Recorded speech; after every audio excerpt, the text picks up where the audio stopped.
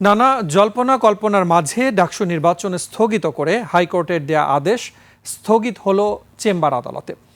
সোমবার দুপুরে ঐক্যবদ্ধ শিক্ষার্থী জোটের জিএস প্রার্থী এস.এম. ফরহাদের প্রার্থিতা বাতিলে রিটের শুনানি শেষে হাইকোর্ট নির্বাচন স্থগিত করলেও 1 ঘণ্টারও কম সময়ের ব্যবধানে সেই আদেশ স্থগিত করেন চেম্বার আদালত। এতে ডাকসু নির্বাচনে আর কোনো আইনি বাধা থাকল না, জানিয়েছেন ঢাকা বিশ্ববিদ্যালয়ের আইনজীবী। বিস্তারিত শাকের আরজুর রিপোর্টে।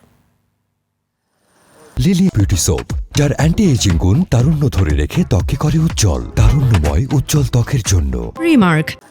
ডাকসু নির্বাচনে জিএস প্রার্থী এস.এম. ফরহাদের প্রার্থিতা বাতিল চেয়ে রিটের শুনানির দিন ধার্য ছিল মঙ্গলবার। সোমবার জানা যায়, গুরুত্ব বিবেচনায় একদিন এগিয়ে সোমবার দুপুরেই হবে শুনানি।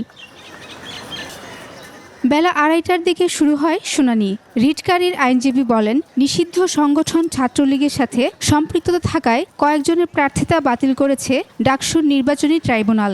ছাত্রলীগের রাজনীতি করেও এস.এম. ফরহাদের জিএস পদে প্রার্থিতা বৈধ করাকে আইনের দৃষ্টিতে দ্বিমুখী আচরণ উল্লেখ করেন তিনি।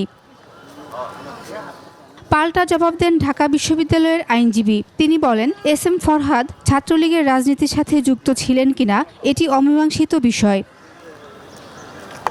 উভয় পক্ষের শুনানি শেষে ডাকসু নির্বাচন 30 অক্টোবর পর্যন্ত স্থগিত করেন হাইকোর্ট। এ সময়ের মধ্যে ফরহাদের প্রার্থিতা নিয়ে কোনো আপত্তি থাকলে লিখিত আকারে নির্বাচনী ট্রাইব্যুনালে জমা দিতে বলা হয় রিটকারীকে। একই সঙ্গে এস.এম. ফরহাদের প্রার্থিতা কেন অবৈধ ঘোষণা করা হবে না জানতে চেয়ে রুলও জারি করা হয়।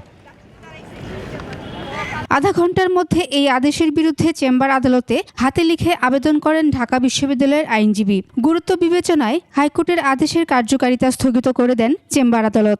ঢাকা বিশ্ববিদ্যালয়ের ডাকসুর নির্বাচন পরিচালনার ক্ষেত্রে এই মুহূর্তে কোনো বাধা থাকলো না এবং যে যেখানে প্রচারণা করছেন, নির্বাচনের যে যেখানে প্রতিযোগিতা করছেন, তাদের প্রতিযোগিতা করার ক্ষেত্রেও এবং প্রচারণা করার ক্ষেত্রেও কোনো বাধা নাই।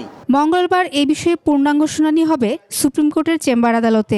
আমরা আগামীকালকে সকালে অফিস খুললে সিএমপি দায়ের করব।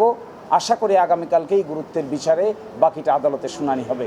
কিন্তু in the meantime high court ডিভিশনের আদেশের কার্যকারিতা স্থগিত থাকবে। অর্থাৎ ডাকসু নির্বাচন আয়োজন, পরিচালনা, ক্যাম্পেইন, ছাত্রদের উৎসাহ এই ব্যাপারে কোনো স্থগিতাদেশ থাকলো না। ডাকসু নির্বাচন স্থগিতের আদেশে তীব্র প্রতিক্রিয়া সৃষ্টি হয় ক্যাম্পাসে। পরে চেম্বার আদালত সেই স্থগিতাদেশ স্থগিত করায় খুশি নির্বাচনমুখী ঢাবি শিক্ষার্থীরা।